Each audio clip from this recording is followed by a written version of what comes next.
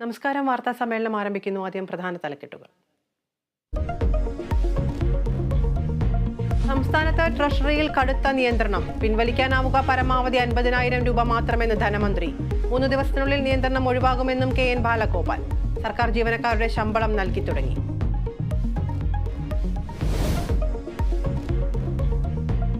ഇടുക്കിയിൽ കാട്ടാനാക്രമണത്തിൽ ഒരു മരണം. മരിച്ചത് നേര്യമംഗലം കാഞ്ഞിരവേലി സ്വദേശി ഇന്ദിര രാമകൃഷ്ണൻ.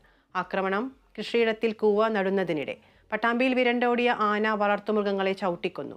കോഴിക്കോട് ജനവാസ മേഖലയിൽ വീണ്ടും കാട്ടുപോത്തിറങ്ങി.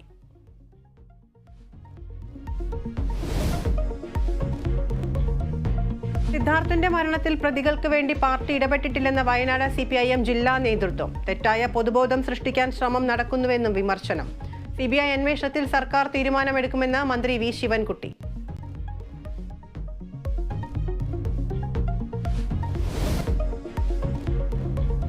അനിൽ ആന്റണിയുടെ സ്ഥാനാർത്ഥിത്വത്തിൽ പത്തനംതിട്ട BJPയിൽ പ്രതിഷേധം. PC ജോർജിനെ സ്ഥാനാർത്ഥിയാക്കണമെന്ന ഒരു വിഭാഗം നേതാക്കൾ. അനിൽ ആന്റണിക്കെതിരെ സമൂഹ മാധ്യമത്തിൽ പോസ്റ്റിട്ട നേതാവിനെ പുറത്താക്കി BJP. വിശദീകരണം തേടി കേന്ദ്ര നേതൃത്വം.